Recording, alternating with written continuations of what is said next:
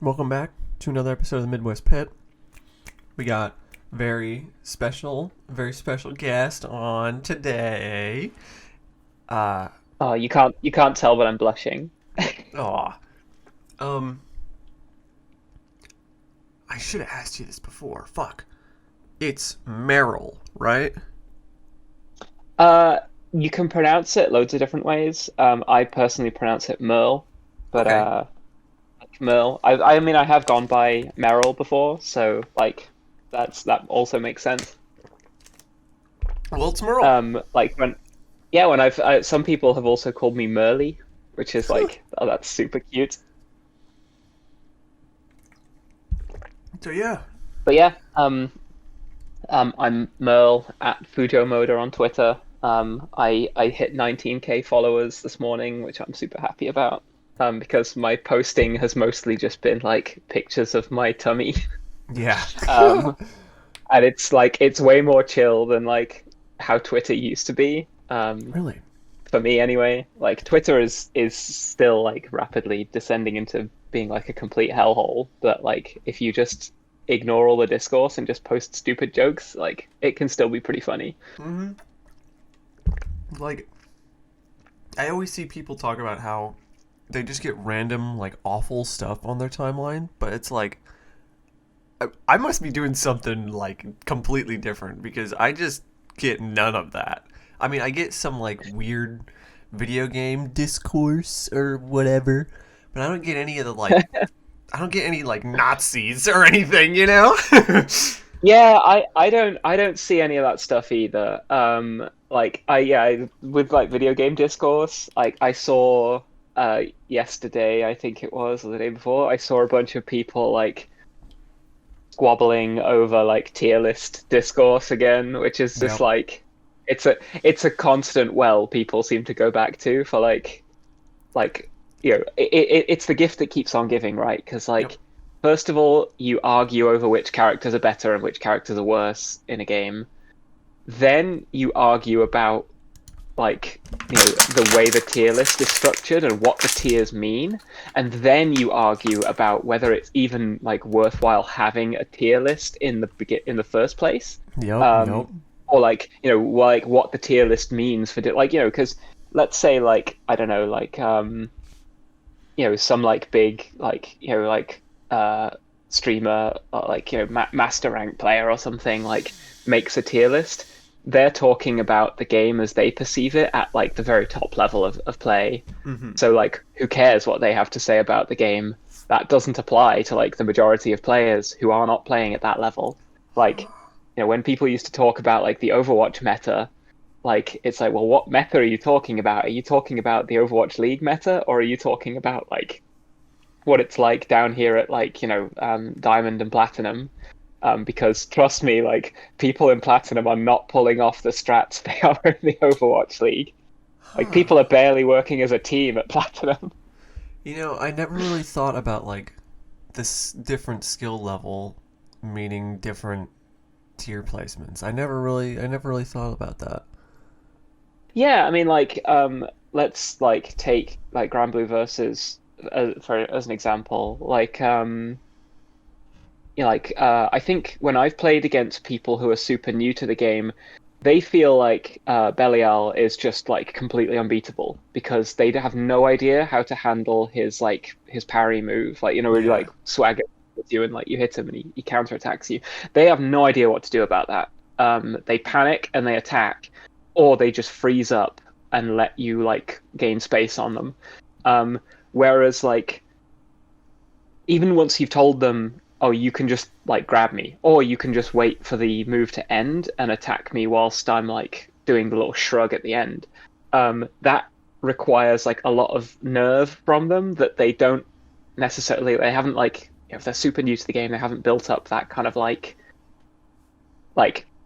discipline. They're just kind of like whenever I get a chance to attack, I want to attack, and I'm like that as well. Mm-hmm.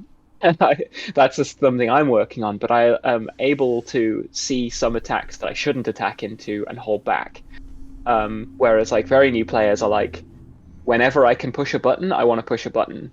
Um, And so yeah, for them, like Belial is like super oppressive because like there's just nothing they can do, or they feel like there's nothing they can do, I should say. Whereas like at the higher levels, like Belial's parry move is more of a gimmick than anything Mm-hmm. else. Like it very rarely kind of swings matches, whereas you can just dominate like a brand new fighting game player with a single button with Belial, Mm-hmm. which is crazy. But yeah, it's like the tier list will be totally skewed depending on the like average skill of the like the people you're playing with, or like maybe not even skill, like just their familiarity with the game. Like someone Yeah. who is really good at fighting games just doesn't know how to handle like different like knowledge checks that like, Mm-hmm. for example, like I've played people who can absolutely paste me in Guilty Gear Strive, and then we go over to Granblue and they're like, how do you beat Beelzebub? He can hit you everywhere. And I'm like, yeah, it's because you need to spot dodge, which you can't do in Guilty Gear. Mm-hmm. Um, and like as soon as they work out spot dodging, like suddenly he's not so tough. But yeah, it's like the tier list is so dependent on like the knowledge that you as a player and the other players have, and their like ability to execute certain things. So yeah, like my take on the tier list discourse is that I do think they are, they're fun content to kind of put out, and to I think they're interesting to see like what the thought processes of different players are. Like, why would like Diaphone say that like I don't know, like Anila is like has moved up a tier? Like, what's his reasoning on that? Like, Yeah. why does he think that has affected her like playability or something?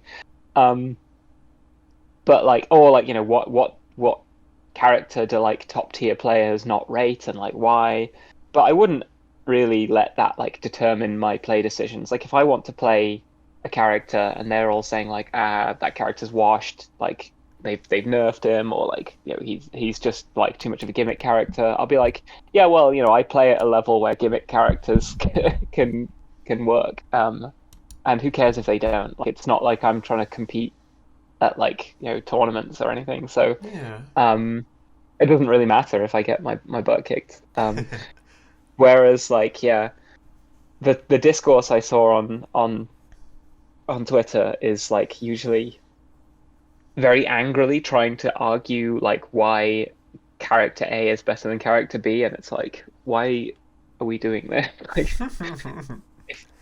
if, It is like, it is why fun does to anyone? see. Oh, Go go ahead. on. Oh, I was gonna say like it's kind of fun that like I think some people do it because they want, they've just lost to a character online and they want to go and vent that like, oh, that character's carried as hell. Like, the only reason anyone beats me with that character is because the character's just too powerful, and my character's really underpowered, and like, it's like that's what was really going on, I think, in a lot of those like those discussions. And there are legit situations where like, oh, this is just a matchup this character doesn't do well in, and like I think for fighting games to be interesting, there have to be some of those kind of matchups where like, there's an underdog and a kind of like, what's the opposite of an underdog? Overdog? An overcat?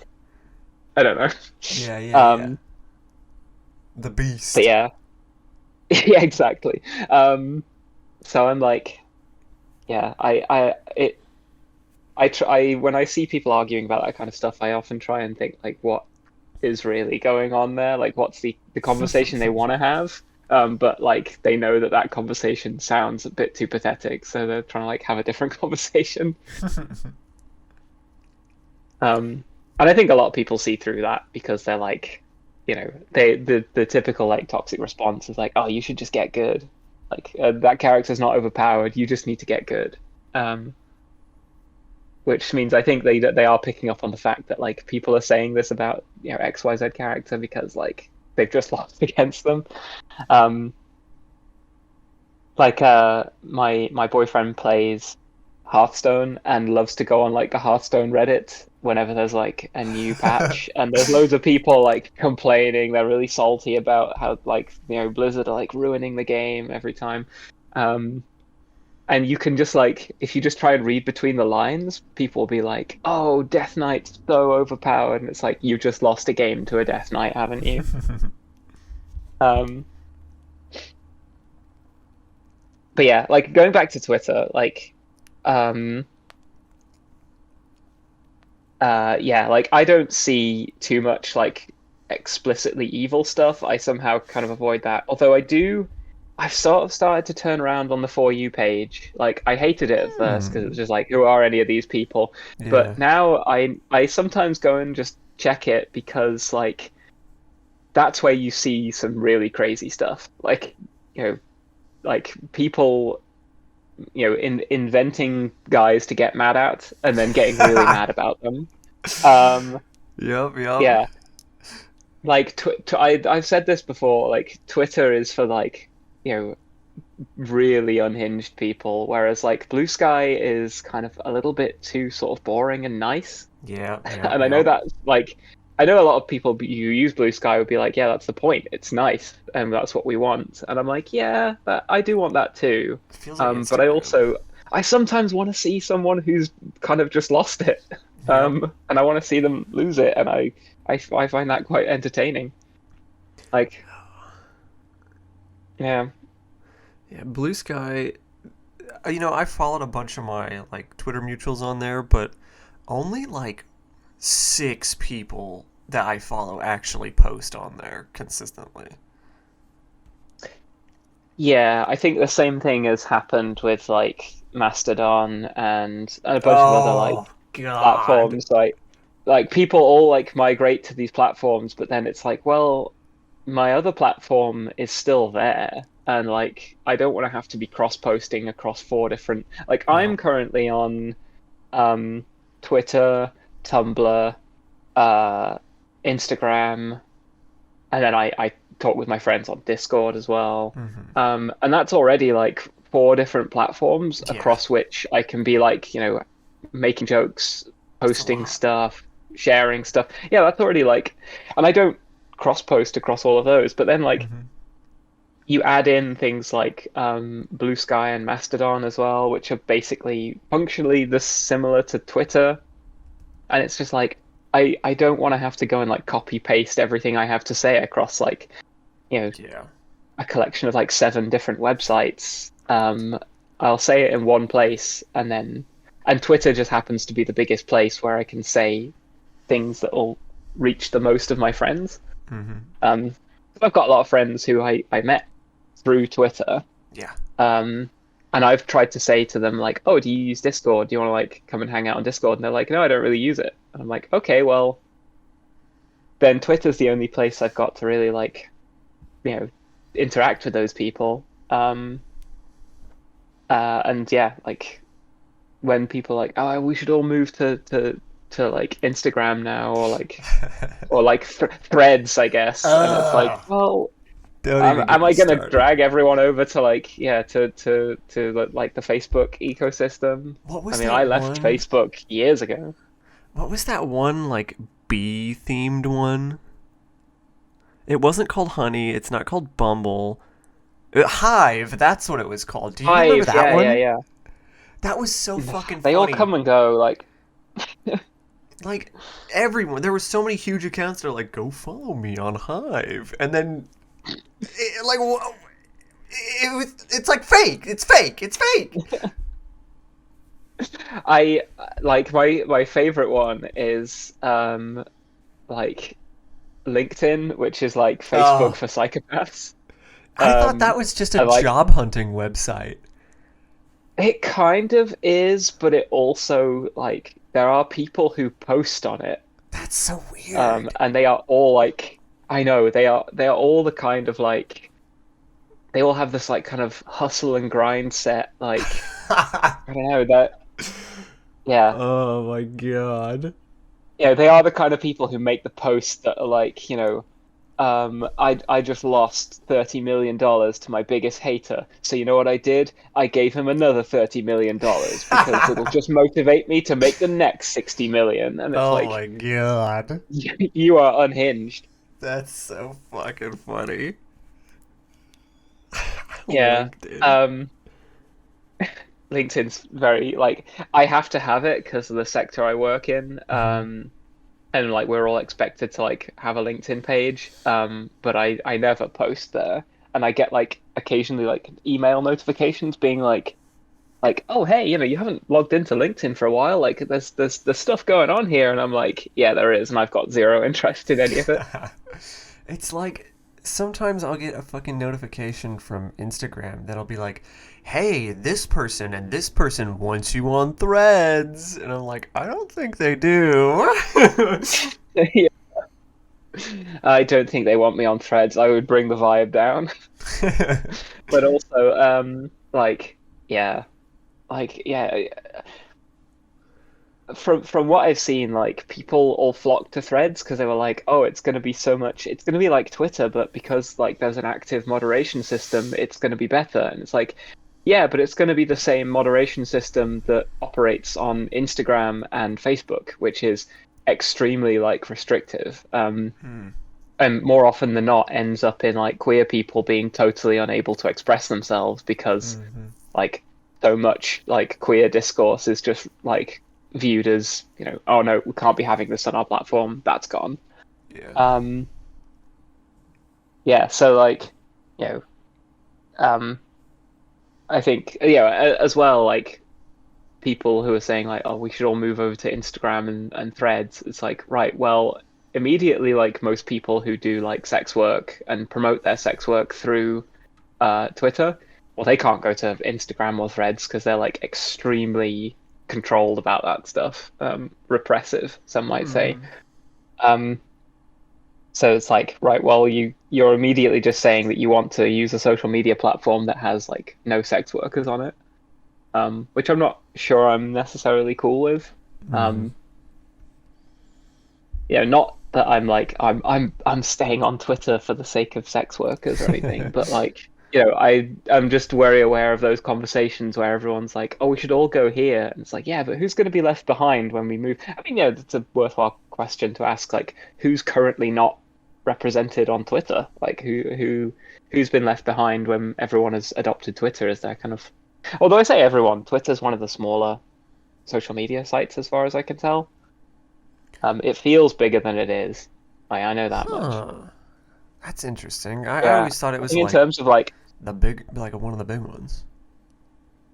I think it is considered to be one of the influential ones, but it's mostly because of the audience on it, like, and the users. Like, Hmm. there are a lot of like politicians and stuff that have Twitter accounts, but I think if you look by like daily active users, like, it's not Oh. as big as like, other like, massive social media platforms. And I'm kind of including in that like YouTube, because technically Hmm. anybody can get a YouTube account and start uploading videos. It's just not everyone does. In fact, I think Yeah. most people don't. Yeah. Um, Okay. Okay. but yeah, this became a discussion about social media like very quickly. That's cool. That's I cool. was I was promising myself, like, before we started calling, I was like, just don't just end up talking about Twitter. Don't end up to, and like here we are. No, that's cool. That's cool. So, did you watch the video I Yeah. sent you?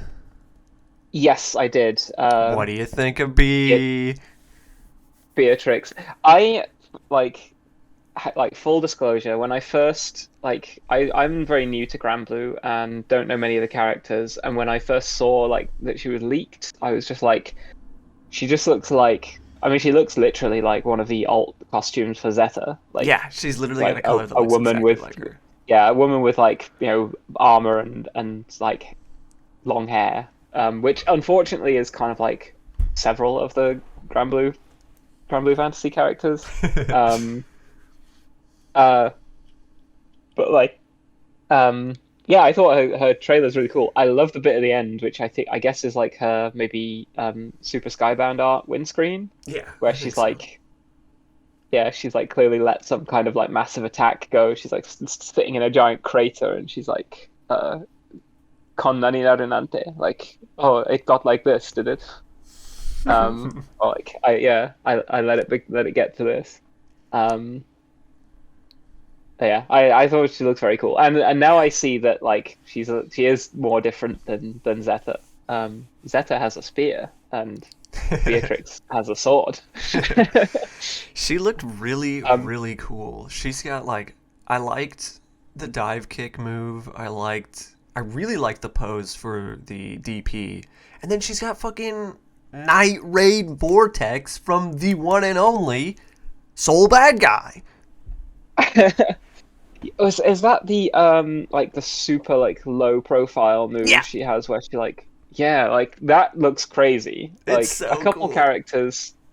a couple characters have stuff like that, but like yeah, hers looks like it travels super fast. I wonder if that's like her like 2-1-4 move or whatever. Probably. That's probably that. Yeah. Go ahead. Shield's fun. Yeah, the dive kick move looks kind of like Shees has like a similar move, right? Where he like jumps up in the air and does like a kick down. Uh, yeah, Seox has the Fireball version, the Claw version, and his aerial U is a shitty dive kick. I have not like people said that like Shees is one of like the top. You know, he's like one of the like again like tier listed. He's like one of the He's top good. characters He's because fucking he's good. got everything. Yeah, he does look good. Although I hear his fireball has been nerfed. Yeah, In you that can, like if you figure it out that he's going to do it, you can just roll through it and you will be able to punish it. hmm. But yeah, I'm sort of glad they're back to like with Vayne and with Beatrix. It seems like they're adding like more sort of normal characters that slot into the game like more naturally. Mm-hmm. Um, Lucifer, I thought was like he's a boss character and really powerful and really like crazy like moves that cover the entire screen. But I realized that like his weaknesses are he doesn't have a lot on defense. Like he's like Grimner, he does not have a meterless reversal, and Mm-hmm. um, like you can eventually like get past his like you can there are ways to play around him. 2B I thought was incredibly disruptive when she was first added Yeah. because she just seemed to just never like her pressure just never ends. Yep, yep, And yep. she can whiff punish you from like half the screen away. Yeah, and you can And it was just barely like whiff punish how her because she gets the easy follow ups. yeah, and it actually gets her like her dodge cancel. It's like Oh, she yeah. can end any string with like her like dodge move, which just lets her resume her turn again. Mm-hmm. And I was just like, this character's busted. Like I don't know how you're supposed to like her laser and her like grappling hook move. I was like, I think the only characters unless you like get good at like reacting to it, and I think you can Mm-hmm. dodge roll through it. Mm-hmm. Like the only characters that can like punish that are like Grimner. If you have the seals, you can like jump to one of your wind seals or the wind crests, and then like maybe like if you're fast enough, air dash down into a punish. But I don't know whether you'll get like a full combo off it. Mm-hmm. Um, and I think that's like basically it. Maybe some other characters with like teleport moves, like Mm, yeah. Narmaya, and maybe Or Belial, probably. Lucilius. Yeah, I don't know what happens if Belial gets hit by the grappling hook because it's technically like a grab, or it works like a grab, like it like locks you into place for a second. So I don't know what happens if he gets hit by it. I I have don't to go and check know. that one out. Yeah.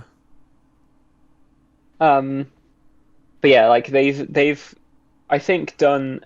I mean, one of the things that I didn't like about the way 2B plays is that I mean I do and I don't like it is that she plays like she's from a very different game because she kind of is. Mm-hmm. Um, but like her having no cooldown based skills, but instead having like a skill gauge changes the way like she plays so drastically from everyone else. Like with most other characters, you can't just follow up your move with the same move again, like Yeah. or at least the heavy version anyway.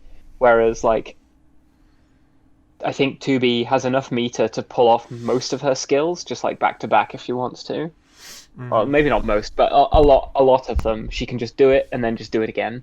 Um, which gives her a lot of like flexibility, and if you I guess if you know your like your routing and like you can really like just keep your opponents guessing. Yeah. But it feels like a lot.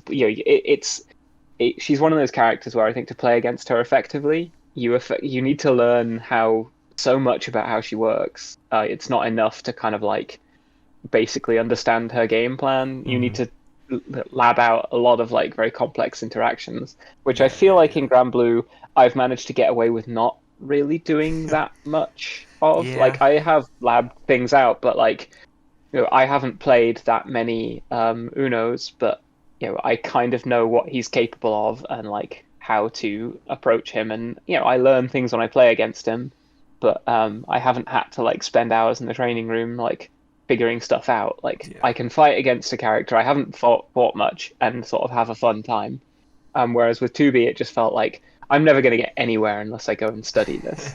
Um, which which was kind of like I felt a little bit disruptive. I mean, Yeah.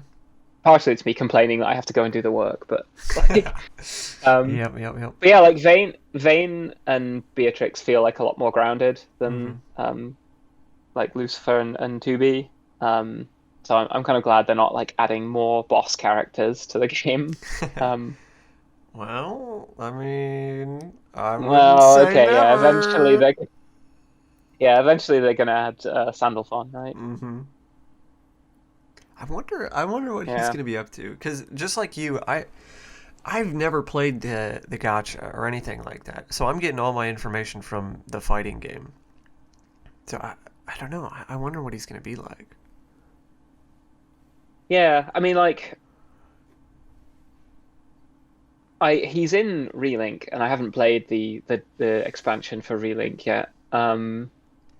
I completed the base game and then was like, okay, that's a lot. That's been a lot of grinding. I'm going to give myself a break from it. And then a few weeks later, were like, here, brand new missions, brand new characters. I'm like, oh, okay, give me a break for a second. I assume he'll play quite similar to, or like he'll have moves that are like visually quite similar to Lucifer because he seems like a kind of counterpart to Lucifer. Yeah, Um, I think he's the second guy that he made that Lucifer made. hmm. Because the way So that yeah, I assume it's the way that I understand it is there was Lucio, who I forget his full actual name, and then he like made a clone of himself somehow that was Lucilius or Lucifer in Japanese. And then Silius was like, "What am I? Why do I feel empty?" And he finds the records and he's like, "Oh, that's why. I'm fucking pissed." So then he makes Lucifer, who I'm not sure what the Japanese version of him is. Um, hmm. and Lucifer is literally just all of. He's a complete opposite, but he looks the exact same to Silius. Well, Silius is like this cold, like unemotional, like calculating, basically computer. Uh, Lucifer is just a happy guy, and he loves talking to people, and shit like that. And then he makes Sandalphon, who I don't fucking know anything about, and then he makes Belial. And Wild. yeah.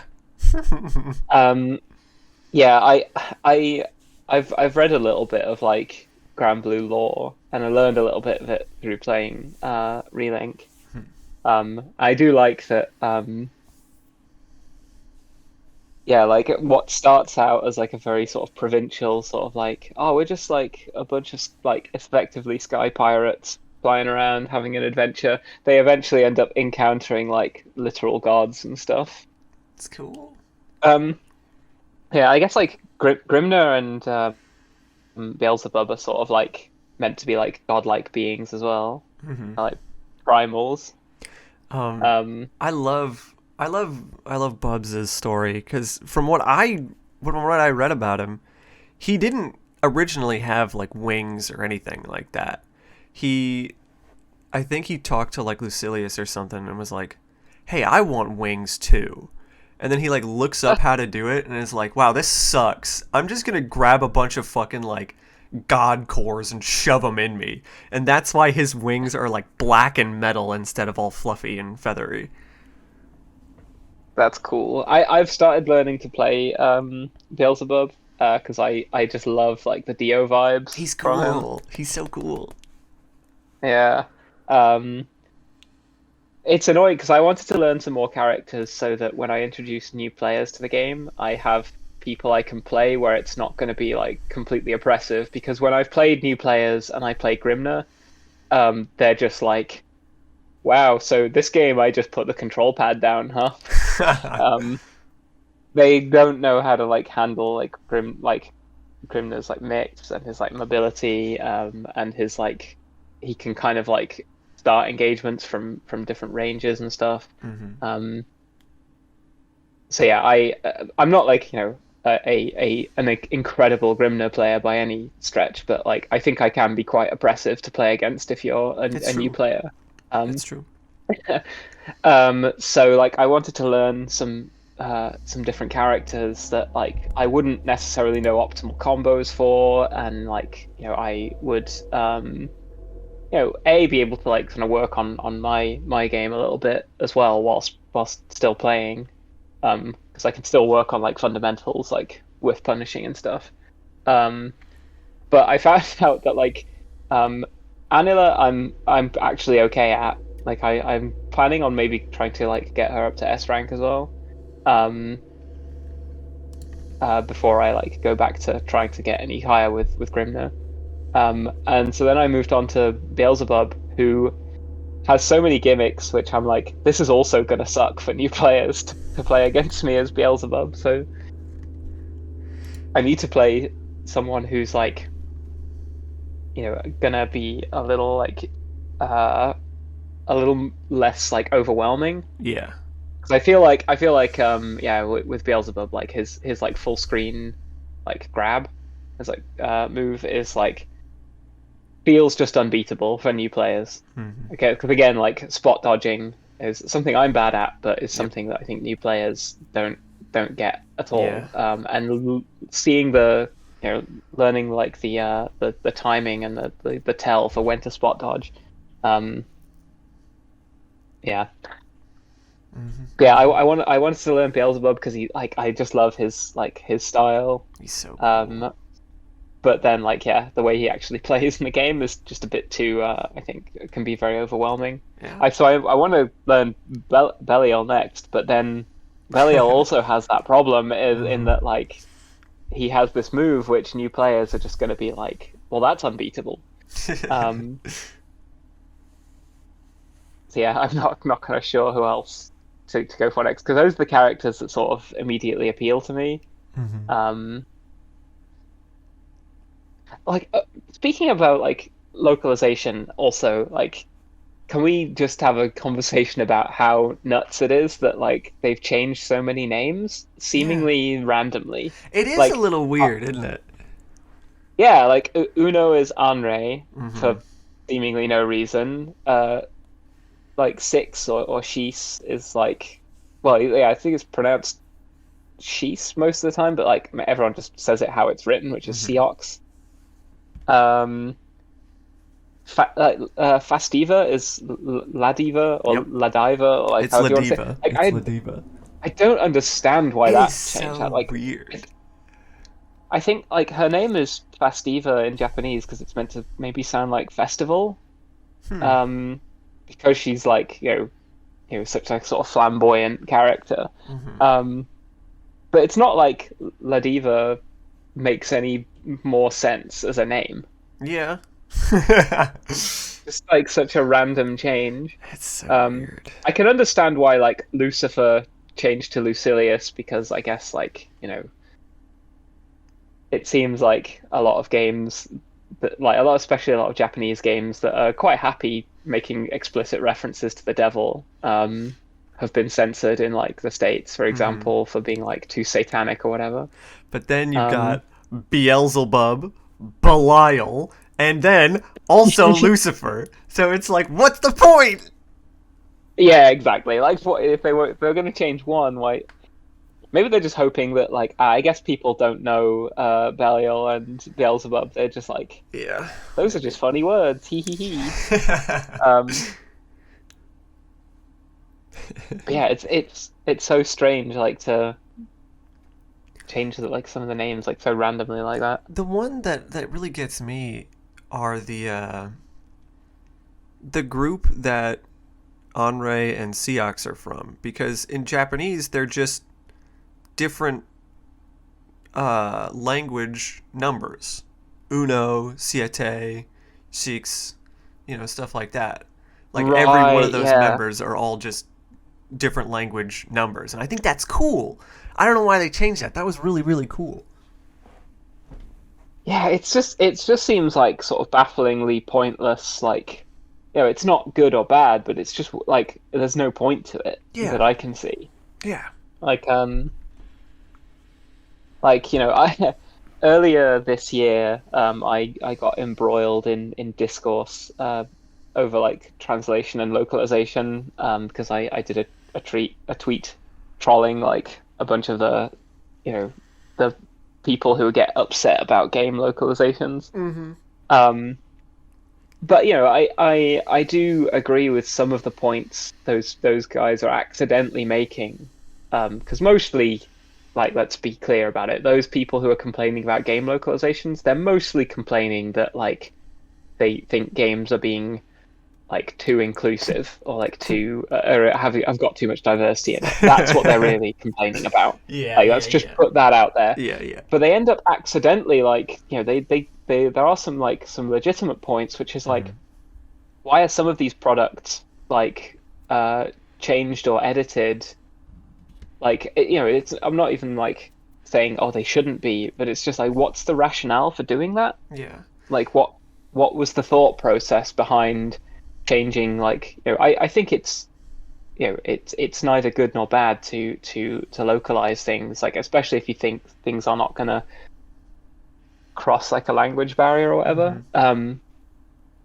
But it's like you know I like a slightly like I guess tangential like example. I played the Demon Souls remake on Mm-hmm. PS5 recently, and there are lots of things in that have been changed that I don't necessarily understand why. I've Like seen some of certain, that. yeah, like some of the music has been like changed, Yeah. and it's like, why has the music been altered this way?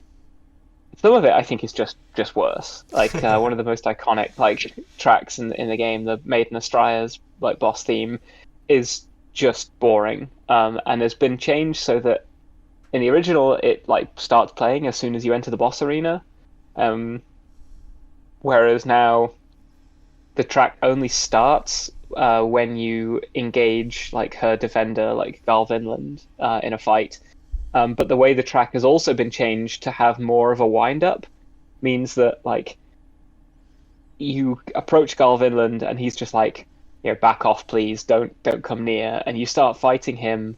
Um, and it's only like maybe like a minute into fighting him that the actual music starts playing, and it's just like, did no one playtest this? That's Like weird. this is bad. Whereas like in the original, as soon as you walk into the room, the track just like floods the entire it saturates the entire room with this like atmosphere, this kind of like really tragic melancholy, that by the time you make your way to Garl Vinland, the track is in like full swing and you're already feeling terrible about what it is you're about to do, which is presumably like murder Garl Vinland and then go and murder Maiden Astraya, who is just Mm-hmm. trying to like help the Valley of Defilement or whatever.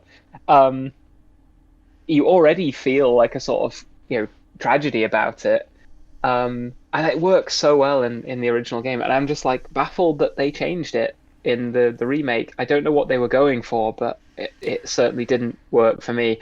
And I feel Yeah. that way about some like localizations. Is like I understand like changing stuff, but it's like what were they trying to achieve with some of these changes? Mm-hmm.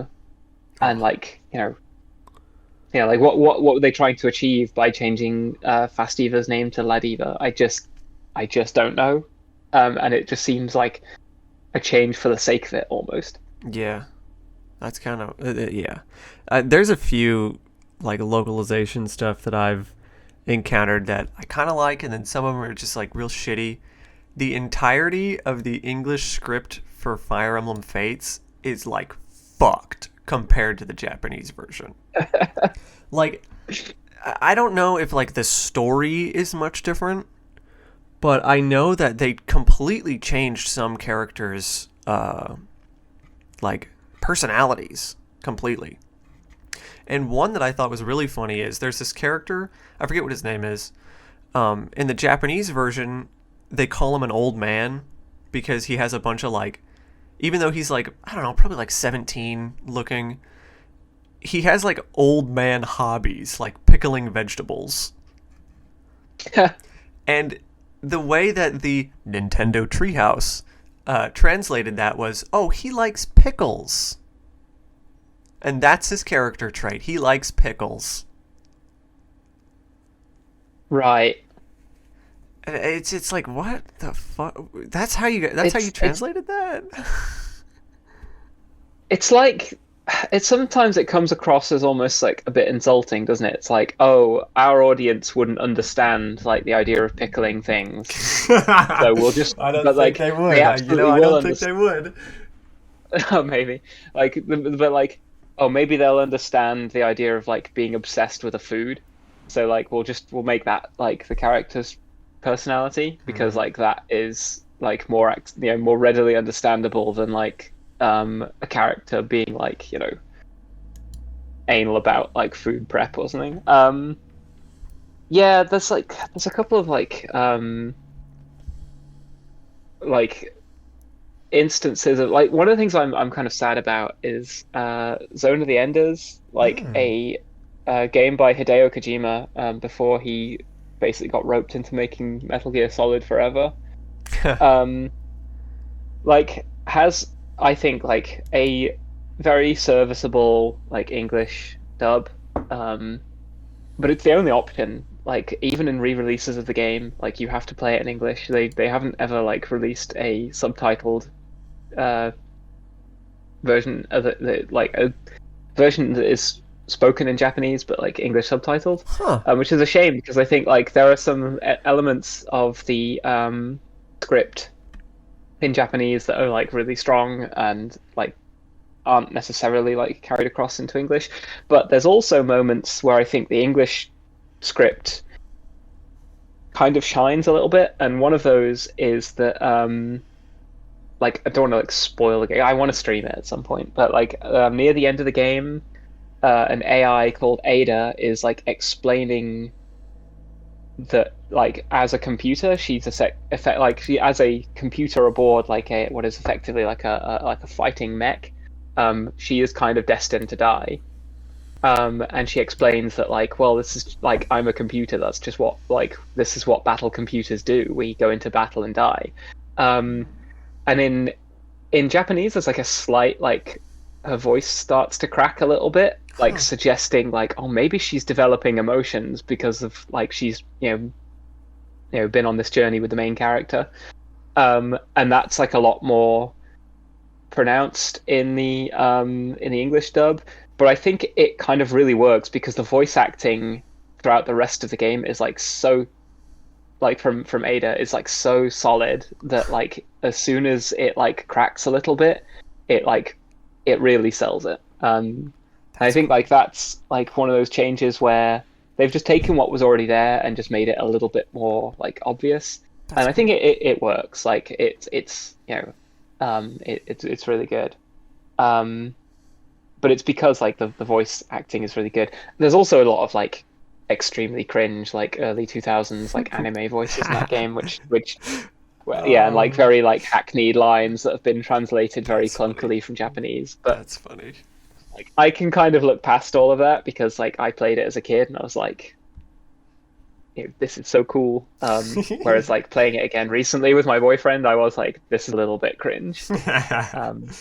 But it's why I want to share it on stream and play it on stream because I think it is a very endearing game. And yeah, it's just a shame that yeah, it's very fun. It's very kind of mindless compared to like something like Metal Gear Solid. Like there are there is sort of that element in Zone of the Enders, but it borrows a lot of themes I think from like Gundam, so it's not doing anything as like groundbreaking as Metal Gear Solid was doing. Mm. Um, but it's again one of these games that shows that Kojima absolutely can like direct cutscenes, and Mm-hmm. I think like has a knack for storytelling. That I think didn't end up stifled by Metal Gear Solid, but I think was overly constrained by Metal Gear Solid. Mm. Um, and it's a shame that I think like now with his own like studio, like I love Death Stranding, but it feels like he doesn't have the same like Death Stranding oftentimes feels to me like there was nobody in the studio saying no to him about what Mm. stuff he should include in the game, and like where he should go with different themes, and like which things he should focus on, which things he should Okay. emphasize or de-emphasize. Um, yeah, I could talk about like Kojima and Metal Gear Solid and Death Stranding for a very long time. Yeah, I guess like yeah, because I sort of like grew up alongside the Metal Gear Solid games. Um, I remember like trying to explain to people why Metal Gear Solid 1 was good. Like back in like whatever it was like 1998. Mm-hmm. And I was trying to explain to all my friends like, oh, it's a game where like you sneak past enemies instead of like killing them all. And like that you get like radio calls from the colonel like telling you like what like there's this plot going on, and it's like it's really interesting. And most people are like, so you don't fight and then you spend a lot of the game listening to a radio drama. That sounds really boring. And I was like, no, it's really good, trust me. Like obviously to like whatever like a 10-year-old, like most 10-year-olds anyway, like that sounds interminable. Whereas like I was a very weird little 10-year-old. I was like, this is like the greatest thing I've ever played. It's mind blowing to me. That's Like awesome. up until that point, the only other games I'd ever played were like Sonic the Hedgehog. Yeah. So it was like this game has a story. I guess like Final Fantasy VII as well came out the year before, or maybe I can't remember whether I played Final Fantasy until like the year after. Hmm. I mean, Final Fantasy VII is a game I've also been like replaying and remembering like how much sort of pointless busy work there is in it. Um, like I loved it as a kid, but there have been moments where like I haven't played it for a week as an Mhm. adult, and I come back to it and I'm like, where the hell am I supposed to go? What am I supposed to be doing right now? And as a kid, I would have spent days just like, come home from school, load up Final Fantasy VII, and then just wander around the world map until I accidentally like trip up on the story. Mm. Because I just had like no sense of direction or what to be doing. And even as an adult, I've had to just be like, okay, I'm looking up on a guide because I have no Yeah. idea where I'm supposed to go right now. Um, which as a kid was like, this game is great because you can play it for hours and hours and hours. Whereas as an adult, I'm like, I kind of want this to move along a little bit. Yeah, I don't know. I think that's something about certain like open world games that like keeps me away from them. I don't like feeling directionless. There's like I've experienced this in some Metroidvanias where there's no clear path, or at least I missed the clear path to where to go, and I spend like half an hour running around just trying to find what upgrade I need, and it's like, this sucks. I don't like this at all. Tell me where to go. Point me in the right direction, please. Yeah, I was saying I was like having a conversation with my boyfriend last night. We were talking about like open world games, um, and like 'cause he's currently replaying like Fallout 2, Huh. and That's so. whilst he was doing that, yeah, Whoa. So many people I know are playing the classic Fallout games like all at the same time. That's interesting, huh? that's an interesting coincidence. But he like watched a video by Tim Kaine, who's like one of the creatives behind the Fallout series, Oh. like Fallout one and two anyway. Um, who had like a video that was like here are like the top five like RPGs. Like if you want to make RPGs, like here are the towering like five examples of RPGs that you can learn from. Um, and like one of them was Elden Ring, and the thing he said about it was like, oh, it's just this, it's got this massive world, and it's also it's really hard, it's really difficult, um, and like it teaches you that games can be really hard and still like enjoyable. But one of the things that like he seemed to be like impressed by in a couple of games was just like the size of them, Hmm. um, which I guess like if back in the days of making like Fallout 1 and 2, it's like, well, imagine if you'd had the resources and the manpower to just make an enormous, fully realized like world to explore. Like that'd be so cool. Whereas like I don't know, I feel nowadays I appreciate games that have more tightly controlled either like maps, Yeah. levels, or like just like more dense environments to explore that you Yeah. can feel like a real sense of like place in. Um, like one of the games that I love recommending to people is Outer Wilds, Yep. because I think it has like a full solar system, like fully like modeled, and you can get in your spaceship and fly from one planet to another, and it's like fully like physics modeled and everything. Um, and it feels huge at first. It's like, oh my God, there's like six different planets or whatever, and there's like some of the planets have like interiors to them. You can like go underneath the planet's surface and like explore them, and it feels like there's so much stuff to explore. But then when you actually are in the process of playing it, like moment to moment, it doesn't ever feel too overwhelming. You always feel like, okay, I want to go and investigate this thing that you'll like start the game, you fly to the moon, and you read on the moon that there's like ancient like ruin on like one of the big planets. But you go there and you like, I want to go and find that ancient ruin, and you locate where it is, and you start exploring that ruin, and you find clues that lead you to other places. You always feel like you're being directed towards more stuff to explore, but the actual like the whole solar system itself is so kind of like crafted that you never feel like you're just sort of wandering through like empty nothing waiting to find the game. Whereas I found that can work in like, I think it works in Tears of the Kingdom. Mm. Like I do like those kind of quiet moments where you're just sort of like aimlessly wandering. I think those can be quite contemplative moments. Hmm. Um, but with Tears of the Kingdom, you often see, or like Breath of the Wild, you often see something on the horizon, and you're like, "Ooh, I'll go and see what that is." Because again, the map is very painstakingly like crafted to guide you towards like interesting stuff to see and do. Mm. And it's the same with Outer Wilds. Whereas like if I look through like my game library at like other games that have like big open worlds, um, okay, as it turns out, I can't really see any because I don't really play that many games like that.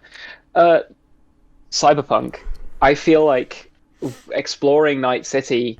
Night City looks great when it's like a snapshot of it, but when you're actually driving around exploring it, it feels just like it just it feels like a bowl of soup that just like never ends, and you're just spooning it into your mouth constantly, and it's like, oh, more of this, and it's like occasionally you'll find like, I don't know, like a dumpling or something, but mostly it's just more soup. Huh. um yeah, I don't know, like I know they put a lot of effort into like building Night City, but I don't know, I guess I appreciate games that have more tightly focused, like smaller but denser maps Mm. and worlds with like stuff to explore and see than I do just like sprawling, enormous. Like I think if a game is going to have that kind of like huge size, it needs to be in service of something, either Mm.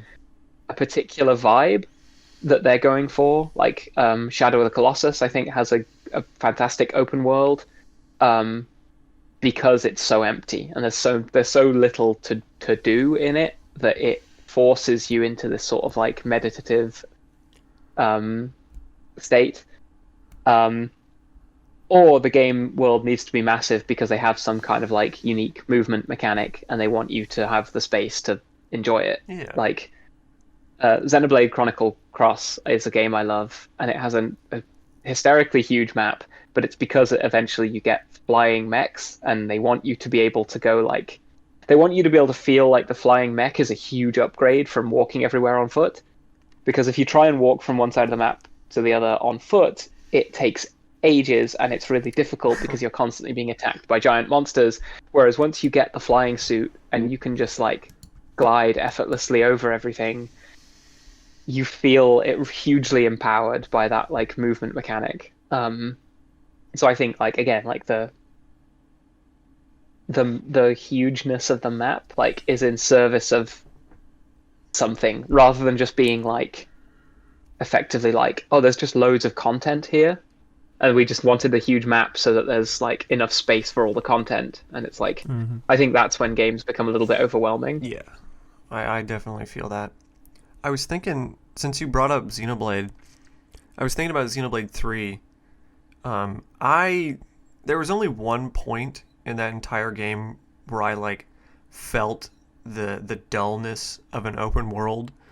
But everywhere else, I mean, the story really does just like guide you through every area pretty much. There's always a place to go. There's so many like warp points too, which is, I mean, that's what I need in a fucking open world, is easy spots to go to, and then there's maybe something cool like in between those. I don't know. Um, I don't know. I liked Xenoblade 3 a lot. I thought the open world was, I mean, it was, I kind of put up with it, is what I like to say, but I didn't feel bad running around it.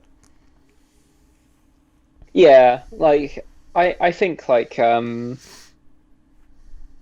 liked the Spider-Man game on PlayStation 4. I haven't played the newer one. But I liked having like all of Manhattan Island to just swing around because I think like it gives the movement mechanic like the space it needs to breathe. Um, but in terms of like seeing loads of like, you know, markers on the map that are just like, oh, come here and like defeat 3 waves of bad guys, or like come here and do like a speed trial to like get to somewhere else within like 30 seconds. Seeing all that stuff on a big checklist just sort of like started to drain the life out of me. Yeah. Um, Yeah. so like I have several times just loaded that game up to just like swing from one end of like Manhattan to the other and then back again just to enjoy swinging around. And that's plenty for me. Whereas like yeah, seeing so much content and the content in the game, like the game story doesn't like guide you through that game environment. It just sort of happens in it. Oh well, so yeah, like speaking of like games with movement mechanics, I'm just like idly looking through my game library. Gravity Rush and Gravity Rush 2 are Wait. again like games that hugely benefit from having like a big map that Is- you can explore because again like the gravity movement mechanic needs that space to explore. Yeah, I've always wanted to play those. Those look cool. They are. I would definitely recommend playing Gravity Rush 2. I mean, like play both of them, but I think you will sort of like burn out on them a little bit if you play both of them back to back because they play quite similarly. Um, but yeah, like there's not a lot to do in the open world, and once you sort of completed the game, you know it starts to like lose its allure a bit, and it does have like sort of like map markers with like challenges to go and complete at different locations. But I think like the game like the game needed that like large environment in order to like make flying around it with gravity shifting feel fun and like feel like I think there are parts of the story where you get your gravity powers taken off you and you feel hugely like disempowered. You're like, oh my god, this sucks. Like I want to go back to flying again. Um, and so yeah, I think like the world map like serves a purpose there. Yeah, yeah. But yeah, like there are so many games I could think of, like a lot of Ubisoft games I think are guilty of Huh. this, where like they have just a big map just for the sake of having like a big map with loads of content in it, Mm-hmm. but there's effectively not much to like see or do that's particularly unique to Yeah. each of those different areas or environments. That's something that Um, I like about. I don't really want to use this descriptor because it also includes other types of games, but that's what I like about certain walking simulators, particularly like the LSD inspired ones, where it is sort of an open world game, kinda, but it's all built of out of stuff to look at, and that's the whole point of the game is to just look at this, look at this, look at this. They literally made an open world game with smaller worlds that you can go through, but it's all made up of like stuff to look at specifically, and I think that's really really cool. yeah, yeah, I'm a big fan of like those like yeah, quote unquote like walking simulator games. Like I can be quite annoying to what like it's a funny thing to admit as a streamer, I guess, but like I can be quite annoying to watch me play video games, especially if I'm playing it for the first time, because I like to just sort of wander around and like see what I can see. Mm-hmm. Um, and like I like to try and get out of bounds. I like to try and see bits of the map that the developers didn't necessarily intend me to see, or like I want to see the edges of the skybox. Like it's like I've often found when I'm playing a game, people are like shouting at me like, get back to the game. Like, what are you doing? And I'm like, I just want to see like what's behind that building. I think I can get behind it, and I want to see if there's anything there. So yeah, I like games that are sort of built around that experience of like, you know, here's just a neat environment, and we want you to kind of like walk around and enjoy it and explore it. Yeah. I don't necessarily need there to be anything to do in those big environments, but then those environments need to be sort of like interesting Mm-hmm. enough that I am encouraged to explore them in the first place. Um, Whereas like yeah, taking like Night City again, like I find that a lot of places you go in Night City, like if you are like, oh, I wonder what's over there, the answer is usually more Night City. Um, like there are like different districts and different areas, but they don't feel all that like they don't have that much like character to them as far as I can tell. Which is crazy because like the different areas in like The Witcher and The Witcher 3, I think, have like very different personalities to them, very different feel like vibes to them. Mm-hmm. Um, so it's not like CD Projekt Red can't do that. It's just that they somehow didn't pull it off for Cyberpunk. Um, But yeah, I've forgotten how we got onto this thread of like talking about like video game maps. I don't know. Um, I don't remember. um, I guess a little bit more about that. I've been replaying. Well, I haven't been replaying. I've just been playing through the Dark Souls games recently. oh yeah. And right now I'm sort of at the tail end of Dark Souls 3, but I I look at Anor Londo and like you see this huge city with like these big castles and like so much like that's there, but you really only go to like two places. Even in Dark Souls 3 where it's like a chopped up version of Anor Londo, it's like there's not a lot there. You're just walking around one building for the most part of it. And then you look at Lane Dell in Elden Ring, and like that's probably what they wanted Anor Londo to be. Actually going through all these buildings, going underground, going into this big castle, going through the city, like that was so cool.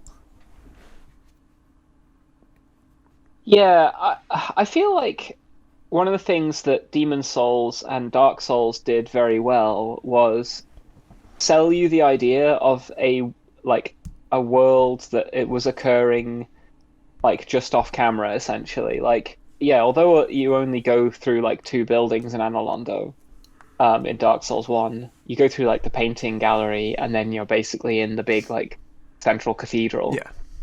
Um, Although you only explore those two buildings, it's not too hard to imagine that there's like a world, you know, like the rest of the city is like also huge and intricate and like has stuff going Oh on. yeah. Oh yeah. Um, and I think Demon Souls did that with like the world as well. It makes constant allusions to the fact that there's a world outside the areas that you're visiting, and it very like neatly sort of like stops you from wondering, well, why can't I go to these places? Like if you're exploring like Stonefang Mine in Demon Souls, you're never sort of like wondering why you can't get to anywhere else. It's just like, well, I'm in the mine. Like it doesn't sort of occur to you that there are no ways in and out of this like map, because it doesn't sort of like you just sort of feel that there is a world out there, but you're in the mine right now.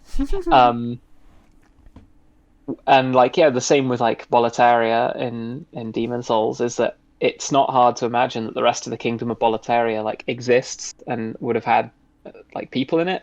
Um, but you're just not seeing it because you're like focused on exploring the bits that are important to you. Mm-hmm. Whereas like yeah, I think there are sometimes games where if like Dark Souls 2 I know has like a few areas where it feels very pointed, that it's like there's a blockade here and you can't get past it because if you could, we would have had to make more map and we don't really want to. So here's like a big pile of rubble that your character probably could climb over, but there's no climb button, so you can't. Um, and so yeah, I wonder like the extent to which they wanted or needed to make a more fully realized like world, and the extent, because I know that like one of the things that really captured people's imaginations about Dark Souls anyway was like how the lore is like kind of suggested to you, Mm-hmm. and your imagination fills in the rest of the gaps. And I think that it's very difficult to come up with a good substitute for that, because like Yeah. your imagination is always going to like try and imagine the thing that makes the most sense to you, or is the most exciting to you. So it's all automatically going to be like the most appealing thing. And if they actually want to show you explicitly what a different area looks like, they have to do better than what you're imagining. Mm-hmm. Which they can do sometimes. Like you can see stuff that you're like, oh man, I would never thought of this. But it's a gamble. Whereas like I think sometimes just leaving things to the imagination can be like a powerful tool. Yeah. I think that's partially what they did in the earlier Souls games, because of like they didn't have the resources to like fully like, oh well, we'll make an entire city here. Yeah. But yeah, like, and like, so which Souls like have you played? If you haven't played Demon Souls, I recommend giving that a go if you've got access to it. Because I think like for me, I played Demon Souls like when it came out, and I thought it was like a masterpiece. I was like just so enthralled by this game. Wow. And everyone I spoke to was like, this game sucks. It's too hard. It's like it's too clunky. It's like there was that video made by Zero Punctuation, Mm. who like just panned it. He was like, oh, I walked out onto a bridge and got killed by a dragon, and then I fought my way back to that place again, and the dragon was still there and it killed me again. But this time I had only half my health because I died once, and I decided that the game sucked. It was too hard. And then like years later, he played Dark Souls and was like, okay, I get it now. I get these games, and I think they're genius, and they're like total masterpieces. But for the longest time, like every time I would tell someone, Demon Souls is actually really great. You just have to put in like a bit of, you have to meet it where it is, not like expect it to kind of like serve up its content to you. They would link me to that video and just be like, this guy says it's shit. And I'm like, yeah, well that guy like says it's shit, but like play it for yourself and I would try and explain to people what I liked about it, and they would just wouldn't listen to me. Partially because like I think the games I tended to recommend to people also tended to be sort of like viewed as quite niche and unpopular. Mm. Like I loved Nier, and everyone was like, "This game just seems weird and not very fun." Um, but yeah, like as a Demon Souls fan, when Dark Souls came out, I was like, okay, this is like an iteration on the formula, and this like refines so many things that was like didn't quite work in Demon Souls, or like has added new things that are kind of interesting, like covenants and stuff. Um, but like I think a lot of people's entry into the series was Dark Souls, Hmm. and so they kind of view that as like that is the landmark game. And if you go back and then play Demon Souls, I think you kind of see how much of it was already in place, like in the first game. Yeah.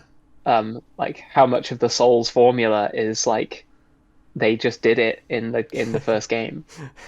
Um, uh, but yeah, like I bounced off Dark Souls 2 and I never played Dark Souls 3. I've watched my boyfriend play it, so I kind of know a little bit about it. And then I kind of like Bloodborne, although I think it's a it's a good game in spite of how it's based on the kind of same engine and like mechanical, like the way like the Souls games work, like they with the input buffering and stuff. Hmm. Um, and I think like Sekiro is a game I want to get into, but kind of didn't really enjoy playing moment to moment. Um, Yeah. I haven't played Elden Ring because like I think it just doesn't look like it's doing anything. I love some of the concepts in it, like the big pot man who's Yeah, like yeah, a he's big awesome. big jar full of I think that's amazing. Like I want a game where I play as him, like a Yeah. big pot full of like corpses. Like that seems really cool. Like that's such a macabre idea. I really love it. He's Um, got cool moves but too. He's got a Shoryuken. He's got yeah. Ken's Shoryuken. I love his attitude as well. Like there's a Yeah. you can meet him and he's like digging up corpses and he says something like, "Yeah, come on lads, we're all in this together now." And he's like adding the corpses to his like he's like putting them inside himself because he is Yeah. just like a big jar full of like pickled bodies. And I'm like, that's such a like weird idea. Yeah. I am fascinated with that. It's That cool. itself like almost yes sustains like that I'm yeah that's like so interesting. Yeah. I think I'm trying to avoid using that word interesting I because use it a lot too. I I say I do and I fascinating. try and avoid it. Yeah, well I try and avoid it because it's not really saying anything. It's Yeah. like I want to talk about what is actually like what are the qualities and of the thing I'm talking about, not just sort of like say, oh, it's good. Why is it good? Yeah, because it's good. Yeah. Like, but yeah, like I think how sort of like grim that like a pot putting like dead bodies inside himself and like kind of bringing them along on a journey with him is so kind of like grim but also quite like touching in a way. And like he's so Yeah, I love it. jovial. He's such a fun guy too. Yeah. For a guy filled with dead bodies, like that's such again like a sort of subversion of your Yeah. expectations that it kind of like is very appealing to me. Yeah. Um, yeah, like as I was saying, I think if you've got access to play Demon Souls, you owe it to go back and play that I'd one. like to at some point, yeah. 'Cause I think it does a lot with what the team were working with, and it achieves a lot with the kind of like limited like hardware and resources, Hmm. compared to games like Elden Ring, which have had like and from the Dedicated. get-go was anticipated to be a hit. Yeah. Whereas I think Demon Souls, um, when they were developing it, they expected it was going to be a flop. So they kind of like Yeah. threw the rule book out because they're like, well, this game's gonna suck. Like no one's gonna want to play it. It's So so we can kind of just do what we can try out what we want. Like we're totally free and liberated to muck about. And it turns out they discovered like a brand new formula with that game, yeah. um, that ended up now being a kind of hit with people. Hmm. Um, It's so funny to think but it about took how Sony wanted that to be Skyrim. Hmm. I think that's the story, right? Where the head of Sony was like, "Hey guys, you should make a Skyrim," and they're like, "On it, boss." And then they make that, and they're like, "Wow, this thing fucking sucks. I hate you guys." And then they release it anyways. I don't know. I have not heard that, but like, it wouldn't surprise me if they were trying to make some kind of like contender to like the other big like RPGs at the time. Hmm. Um, and ended up making this extremely sort of idiosyncratic, um, very weird game. I mean, like, in terms of stuff that has recurred throughout the series that really, like, I mean, could have been in their previous game, Kingsfield, for all I know, but as far as I'm aware, like, started in Demon Souls, like Patches the hyena being like this Oh, guy that like tries to kill you and steal your stuff, yeah. and like tricks you multiple times. He's in Demon Souls, and he tries to pull like two lethal pranks on you, but then becomes a vendor. uh, Um, they Patches. don't have Lautrec. Patches was actually Go on. in. His first game was Armored Core, actually. Oh, okay. Yeah, he from what I read, he used like a real weird lightweight mech, and he was like a sniper. And then you'd chase him down, Hmm. and he'd be like, "No, no, no, no, no, no! Hey, hey, wait, wait, wait, wait, wait, wait, wait!" So he's kind of just like he always was. I like the idea of them having like a character that they sort of like, that recurs throughout their Yeah, games. It's like, but it's a shame that in the Souls games he is just sort of the same character over and over again. Like I like that. Patches in Dark Souls is exactly the same as he was in Demon Souls. He's a guy that like pulls a prank on you that can get you killed, then says like, "Oh, I'm sorry about that. Anyway, trust me again." And then like after doing that twice to you, then becomes like a merchant. It's cool if it's the first time you're encountering him, but like when it comes to like when I met Patches in Dark Souls, I immediately knew what that guy was all about, Hmm. and I was like, well, I'm not like he tells me to walk across this bridge. There's no way I'm walking across that bridge.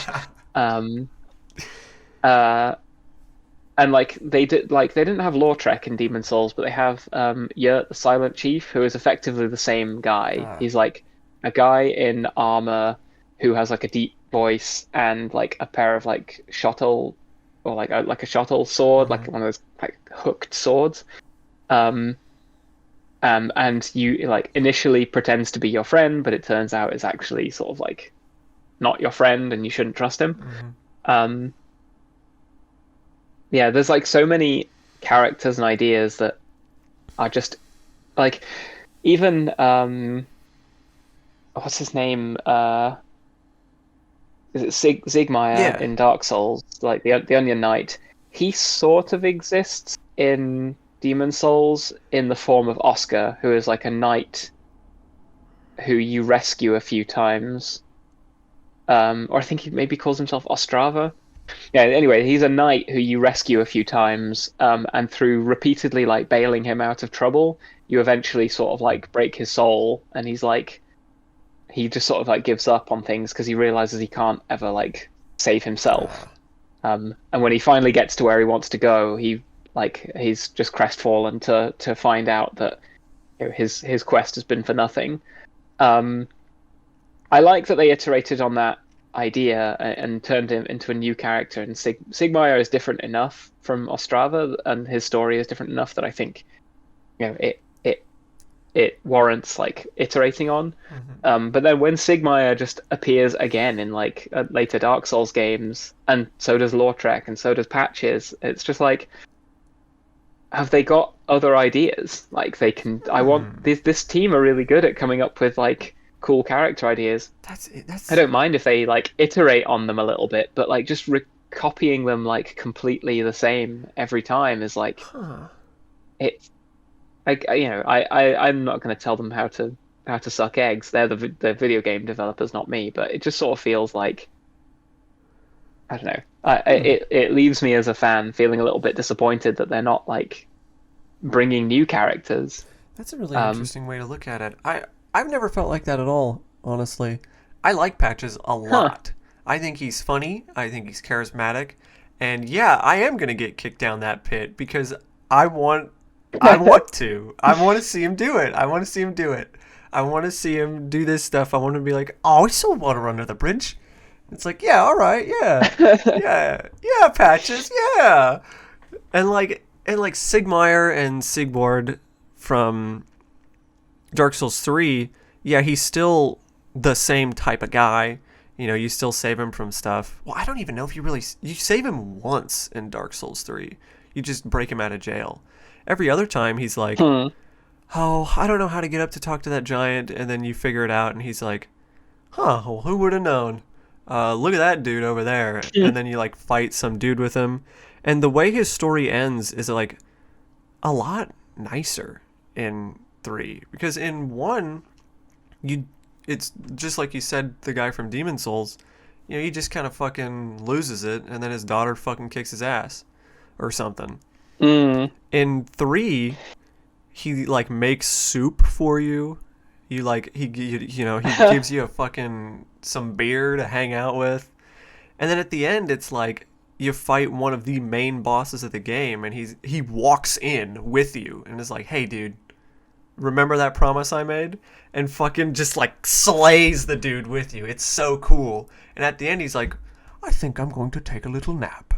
And then you fucking sit at the bonfire and he dies. And like that's it. Well, it's funny that now you mention it.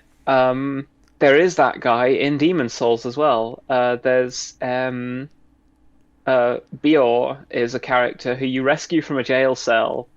He's an optional character, but you can rescue him from a jail cell, and he helps you defeat one of the bosses called Penetrator, Oh. um, who's a knight with a gigantic like sword, and who has like a move where he literally like skewers you and throws you across the arena. Um, but yeah, like Bior joins you in fighting Penetrator and helps you. Oh yeah, I say helps you. He appears right before the very last like boss, where there's like a dragon guarding it, and says he's going to help you fight the dragon, but he doesn't really help. He just sort of like he just stands there and gets fire breathed on him until he dies. But you can save him if you kill the dragon fast enough. Um, and then yeah, it just says like he wants a little nap and sits down. Um, but yeah, even then, it's like it like I like what they did with Dark Souls in that like they took Ostrava and Bior and sort of like mingled them into one character, um, and like or like iterated them into this new character of Sigmire. Um, Crestfallen Warrior is also in Demon Souls. Mm-hmm. He's like just sat outside the first Archstone, and like every time you speak to him, he just starts telling you how everything's hopeless and you're crazy for trying to like make things better, Mm-hmm. and eventually like loses his mind and dies, just like Crestfallen Warrior does in Dark Souls. But yeah, it's like I think like I love Demon Souls. I like Dark Souls a lot. I haven't really played enough of 2 and 3, and I'm not that keen on them. Yeah. But it like I have felt that like not to sound too much like a hipster, but like being like a fan of the series since the very first game, I think has given me a different perspective on them in that like I'm kind of tired to see them like one of the things that I liked about Demon Souls was how different it was to other games Mm-hmm. that were like popular at the time. And to see it just sort of repeated robs it of some of that uniqueness and what like appealed to me about it in the first place. Hmm. So yeah, that's been my perspective on the series. Interesting.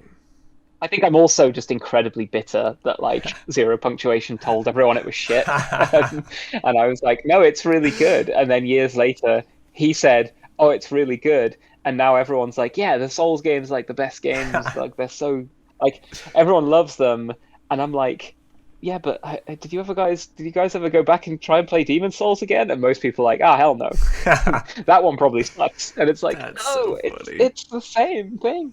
I mean, there are problems with Demon Souls. Like, I think one of the things they changed in Dark Souls, like you have like the Estus Flask is your like healing item which replenishes every time you sit at a bonfire. in Demon Souls, it's just like a droppable item that you can pick up from like set Mm-hmm. locations, like with little like items that are just hidden in the world. The But grass. you have to like buy grass from either vendors for souls, or you can like it's like a droppable item. Each archstone has like a different item that's more likely to drop. Like in Boletaria, people are more likely to drop healing grass. Mm-hmm. In Latria, people are more likely to drop spice, which is like what you use to replenish your magic. Hmm.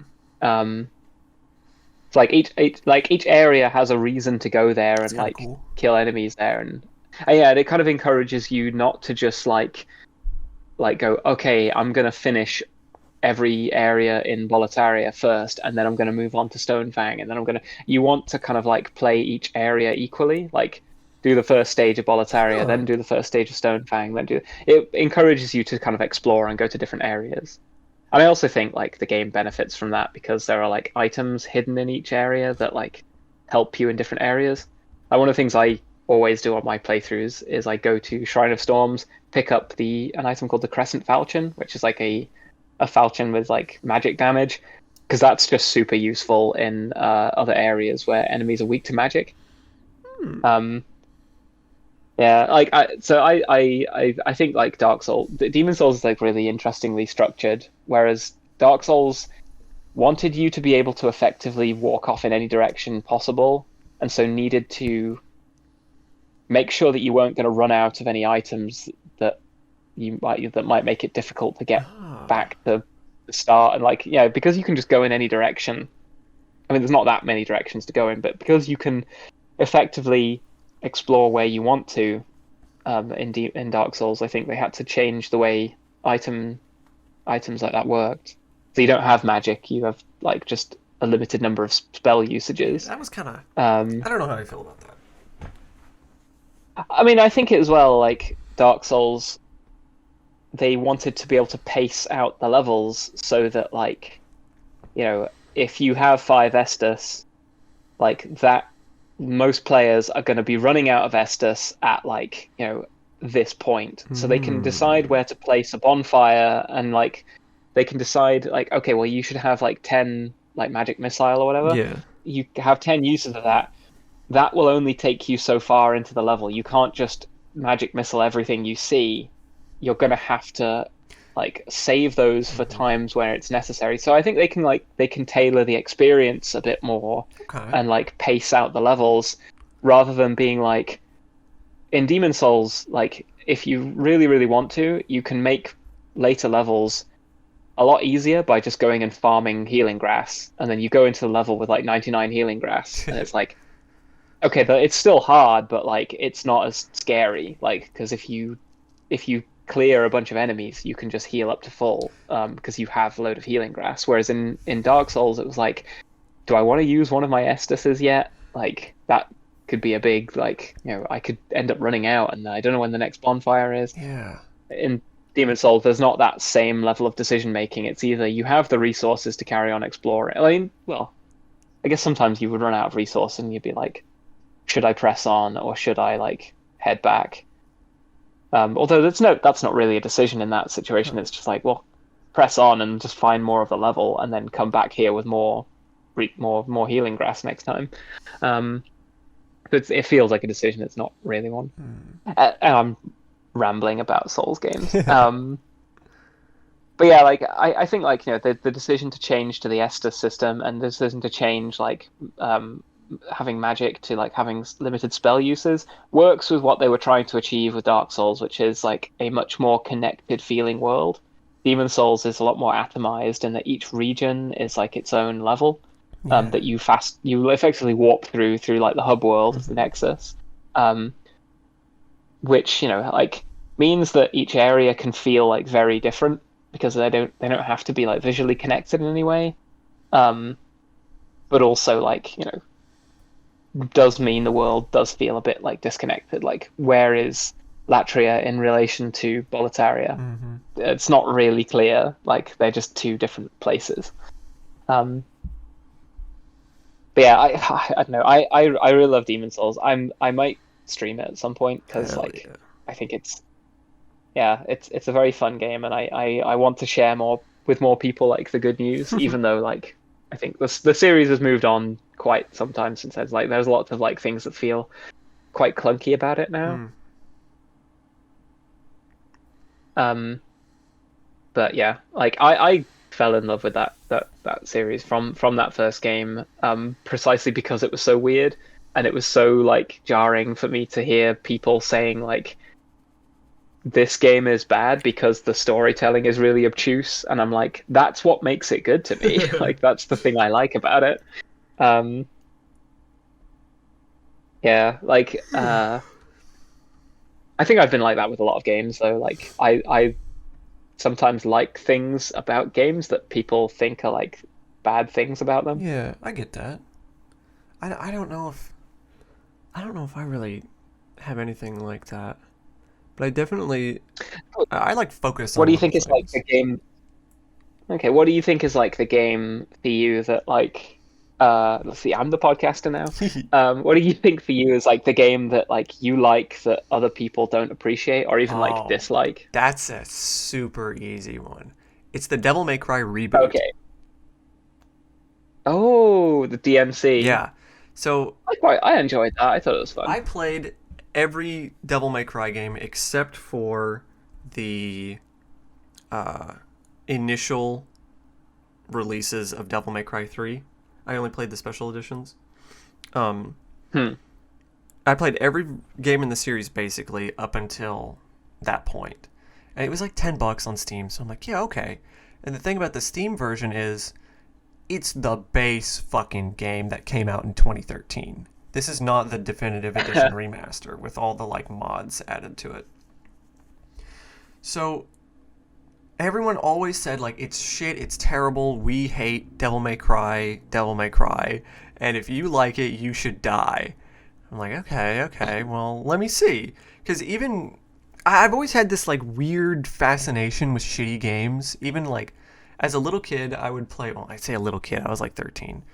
Um, I would watch these YouTubers. They're like, oh, this game's bad. Ooh, look how bad it is. And I'm like, I want to play this to see how bad it is myself. Which is funnily enough why I got Metal Gear Rising Revengeance, because Pro Jared said it was shitty, and I'm like, it can't be that bad. And I played it, and I'm like, this guy is stupid. Fuck you, Pro Jared. This game rules.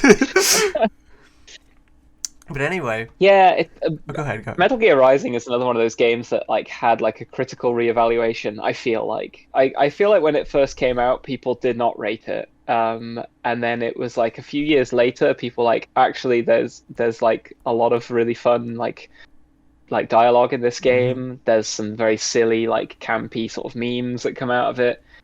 People suddenly sort of like turned around on it overnight, Mm-hmm. and I don't know why that happened, but like I'm glad it did. Yeah, yeah. But anyway, I played it, and the gameplay's good. I like how Dante feels. I like him a lot. I like his design a lot. I kind of like that weird, like, grungy punk look. I don't know. I think that's cool. But I do understand the real criticisms and the real problem, which I'm I don't really know how to say this. I guess I'm kind of stupid because like I can't tell when a story is bad. Um, when I was playing Devil May Cry, I'm like, I just kind of played it. I took everything at face value, and I'm just like, yeah, okay, yeah, whatever. It's just a story. It's a part of the game. And nothing really like stood out to me, which sometimes games will do that. But anyway, I get why people don't like the story because it is lame, and there's a lot of weird stuff. There's a lot of really weird like decisions, and to me, when I say I like the Devil May Cry reboot, I thought it was really fun and I thought it was funny. I think people interpret that as, oh, he liked the writing. This guy should die, actually. But Jeez. no, I laughed at it because I laughed at it at a different. Fuck. Hold on. I wasn't. I was laughing at it, not with it, is what I'm trying to say. Hmm. Because there are so many like lines where it's like they were trying to be serious here, but this is like stupid and really fucking funny. Like, they try to make Dante so fucking cool, and he's trying so hard to like have these really like cool guy quips, but they're just not funny at all. It's sometimes. I mean, I feel like that was kind of the case in Devil May Cry 3, honestly. Like, I think some of Dante's lines in that work because they're so lame. Yeah, I Like get when that. one of the bosses like crashes in through the ceiling and Dante says like, "Didn't your mother ever teach you how to use a door?" I don't It's remember like that that's one. such a lame that's such a lame comeback, but it kind of works because like I don't know, it's so lame Yeah, that it's a very lame thing to say to like this like angelic beast that has right. just like announced its presence, and you're just like throwing like high school level like insults at it. Yeah, and that's the biggest disparity between normal Dante and Dante. It's normal Dante is feeling himself. He's not letting anybody like he's not doing it for other people. He's doing it for himself. And he just likes to goof off with these fucking demons. While Dante is like doing it for the camera. Like he's looking at you like, did you get it? Yeah, yeah, I'm cool. Yeah, yeah, I'm cool. And that's what makes him so like funny to me because like it's not working. I think he looks cool. I think he plays cool. I think his animations are awesome. I don't think he's cool. And like, Yeah, like I feel like one of the things I think people didn't like about DMC was that like yeah, the new Dante like looks too like twinky and like like an emo like dude, yeah, and I was just like Dante and Devil May Cry 3 was already in that kind of like direction. So I never really understood that criticism. One of the things, although, like going back to this theme of like why bother changing it, was sort of like why I don't know why they necessarily changed his character. Although I guess it must have been because they wanted to take the humor, like you say, in this kind of different direction. Um, and like the writing in a different direction. So maybe they felt it appropriate to be like, let's just make this a different version of Dante, so that if it doesn't land, we can just sort of forget, like pretend it didn't happen. from what I know, Keiji Inafune, the fucking bastard, he was one of the main reasons that the DMC reboot came out like that. Because if we look at concept art, Dante just basically looks the same. He's just wearing different outfits. But according to Huh. like interviews and like leaked documents and stuff, Keiji Inafune, the guy who drew Mega Man that one time, he's just the artist, and then they're like, "Oh no, yeah, you can direct him." he uh Uh, he was like, "No, no, no, we need to make this more like so that America can like it." Because America doesn't like this anime guy. They don't like mm, this white-haired dude. Like he's too anime. That's too Japanese. We need to make him so that America can like him. And you can see in like the early 2010s his fucking tendrils over fucking every bad decision that Capcom ever made during that. Like, do you remember do you remember Bionic Commando? I've never played it, but I remember it coming out. So Bionic Commando originally was like a fucking it's like a 2D side scroller. Dude had like spiky bright red hair. I don't know, whatever. And then they did the reboot, which plays really good, but is a completely different like story and design. Like he's like some dude with dreads now, which I mean he's cool. Like Spencer from fucking the Bionic Commando reboot is cool, but that was like apparently to be made to appeal to American audiences. Um, Hmm. I don't want to say it's a bad game or anything because I've never really played it. But it's like that, and it's with Dante, and then like I don't know. Yeah. I mean, for me, I think my like controversial like game picks are even more polarizing. I like Shadow the Hedgehog, and I also Ooh, like Sonic 06. wow. You know, I like both of those games. I bought Sonic 06 as a kid, and I really liked it just because of how fun all the glitches were. That's really why I really liked it. Yeah, But also, exactly. I like playing as Shadow the Hedgehog. I like playing as Omega, even though his voice was god awful in that game. Mm, Because before. E123 Omega is my favorite Sonic character. I saw him first in Sonic Heroes when I was like 9 years old, and I'm like, this is the greatest thing that anybody has ever created.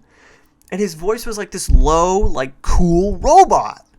And then in Sonic 06, he sounds like this. I'm I'm E123 Omega. And it's like, fuck yeah. you. I don't care if you brought in the stupid fucking the 4 Kids actors. Some of them were great. This one sucks. Get him out of here.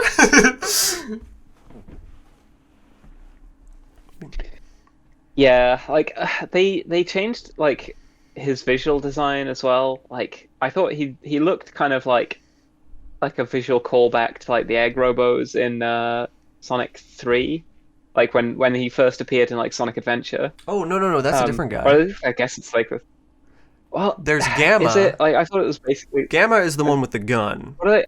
Omega is the one with the Yeah, hands. but he's got like two claws.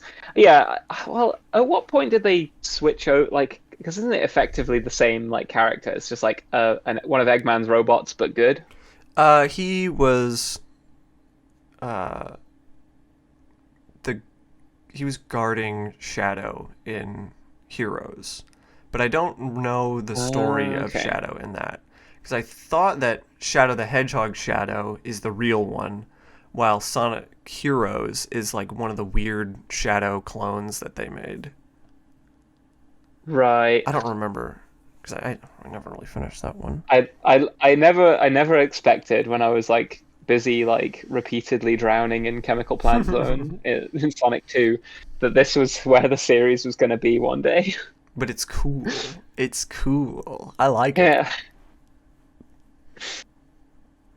But yeah, I like both of those games, and I think like they are games that get a lot of like hate. I think like Sonic 06 especially Hmm. gets a lot of hate because like a lot of like famous like like Yep. streamers and YouTubers have like done videos like shitting on it. And I'm not going to pretend like it's a marvelously constructed Yeah. game or anything. I think it's one of those games that is clearly unfinished, Hmm. and had like ambition that like far outstretched its reach. For sure. Um, I think also like there's some extremely dodgy like writing decisions in it, like having Sonic like the idea to set Sonic in the real world is sort of already like a very like bizarre, uncanny like um decision. Although it worked out well for Mario in like Hmm. Mario Odyssey, Well, yeah. like he just meets regular sized human people. Um, but like it's already like it's starting to get into weird territory. But then having Sonic effectively fall in love with like a human girl is like what are we doing here, guys? Like what are we going for with this? Like, and yeah, for them not to be throwing any red meat to the Sonado shippers, like what's wrong with Right, them? right, right. Well, we get a lot of that in Shadow um, the Hedgehog, don't we? I think you get some of it. I I think it depends largely. I mean, like Shadow the Hedgehog's one of those games that I've played through. I've always wanted to, but never actually gone through and like done every route and every story Mm. permutation, and like gotten the true ending. Um, so like my knowledge of the game is like shockingly Mm. limited. Um, yeah, because there's lots of scenes I haven't seen. Um, like I think Sonic Frontiers, it's weird that that didn't have Shadow in it Yeah. because like I feel like they were doing like a lot of interesting character stuff in Sonic Frontiers. I thought that like conversations you have with like Knuckles and Tails were like really quite sort of like they're quite moving. I thought there was a lot of like really interesting character stuff going on there. And then like it just made me wonder like why isn't Shadow here? Like Yeah. they could have so much fun with this. Um, but I guess like they wanted to have like I think in the first level like your like character you're trying to rescue is Amy. So they have like Amy, Knuckles, and Tails, Mhm. which like I guess like the core of like Sonic's pals. Mhm. Um, but yeah, Sonic Frontiers, like to tie this into like other themes we've talked about, had a huge open world, but like didn't there wasn't much reason for it to have a big open world. I It's think kind of the why. strongest parts of that game, well, like if the movement was more fun, like if they'd have had more sort of like interesting traversal Mhm. mechanics using Sonic's like speed and momentum control, I think it could have like a huge open world makes sense because then there's room for that to breathe. Like I wanted to see like weird like bits of terrain that I would be able to like spin dash up and then like use that momentum to like catapult myself off into like I wanted to have room to explore Sonic's like what you could do if you could move at that kind of speed Yeah. and with that kind of momentum control um, in a 3D open world environment. And I think there have been games that have achieved that as well. Like there have been Sonic fan games that have done that have worked really well. Like Green Hill Zone and was like a fan game, I Hmm. think. But also like Sonic. Oh, it's like Sonic Robo, Oh, like Sonic. yeah. Sonic Robo Blast 2 or something like that. That's the one. Yeah, that play. It's based on like the Doom engine. But it Yeah! like Isn't that it crazy? plays really well. Yeah, it's nuts that they made a Sonic game in Doom, but Wow. like And they um made it a karting yeah, game too. yeah, it really works. And it's a shame that like Sonic Frontiers didn't like achieve any of that. Um, but also like has just this big like Ubisoftification of Sonic games in that like you just open the map and there's just millions of like little icons for you to go and interact with, and it's Yeah. like I don't yeah, it becomes overwhelming. Well, as a last point to end this whole thing on, I think. Did you see the now deleted Google Play Sonic but as you scroll he gets older and older thread on Twitter? Yes, I did, and they got everything in the wrong It order, was and like so were bad. like how like at first I was like, this is surely being done on purpose, right? Like this has to be some kind of like engagement bait. But it's so bizarre to get like Spider-Man on to not even get stuff right. Spider-Man PS4 on the Yeah, Game Boy Color. it's like what like how like to not even get anything right by accident is like impressive. I've got the whole thread Um, screenshotted.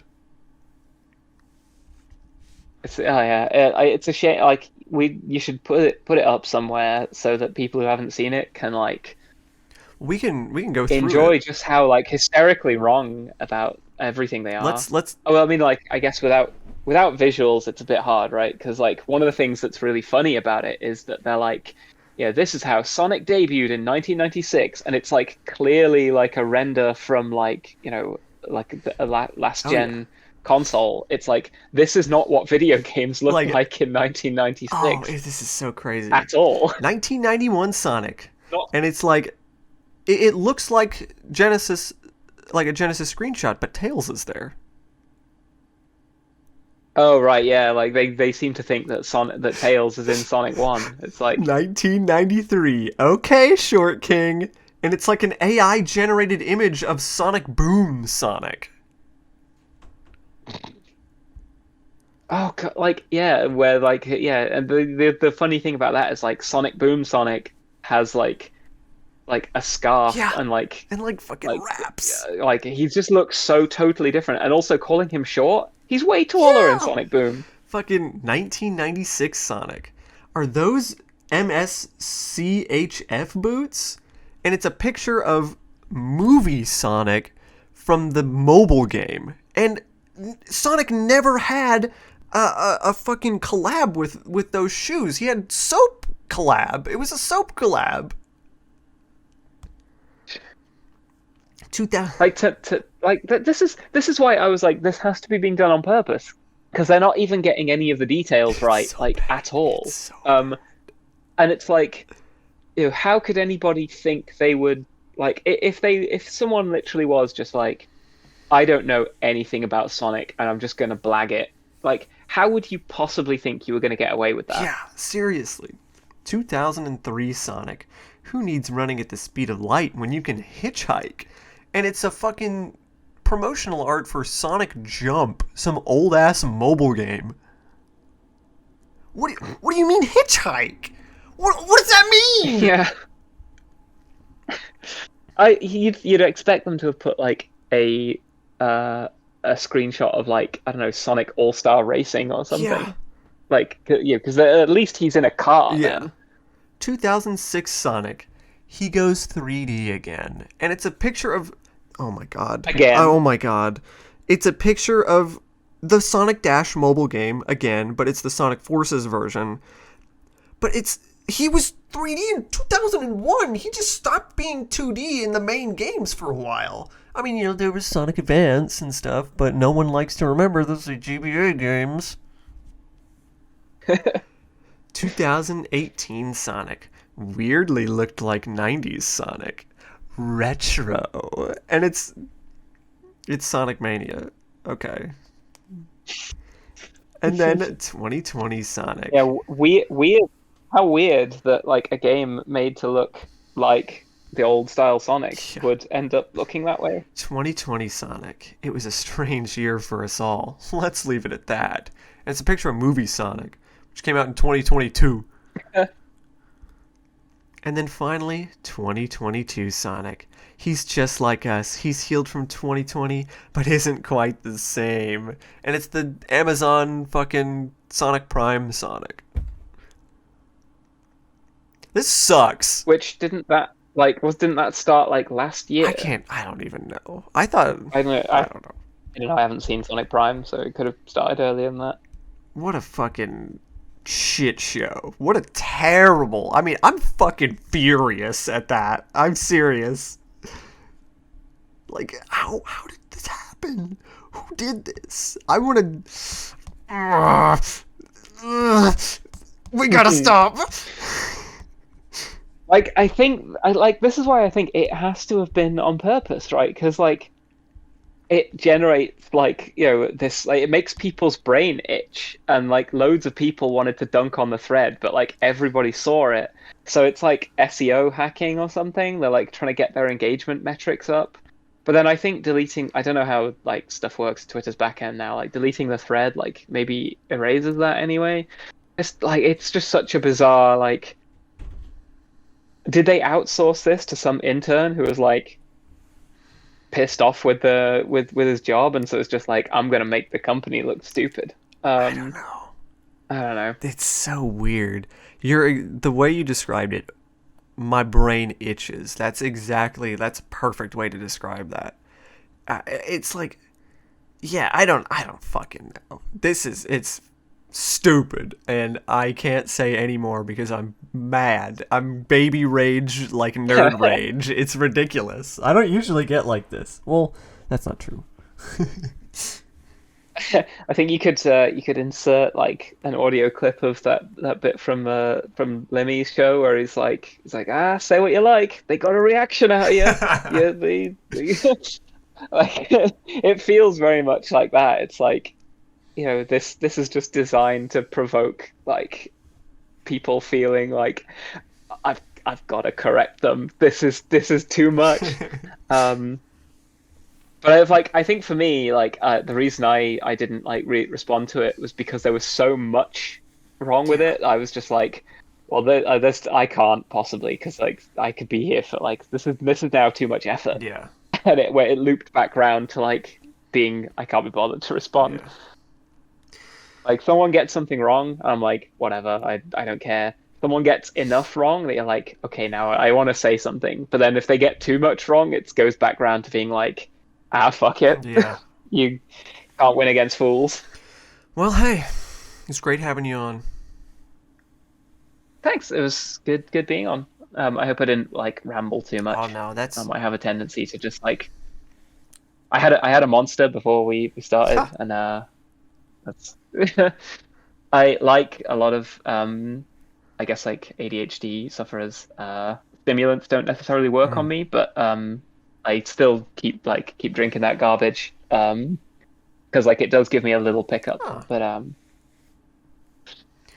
Yeah, it was great. You so yeah, know, you did a great job. Everything's awesome. It was great. I had a lot of fun. thank you.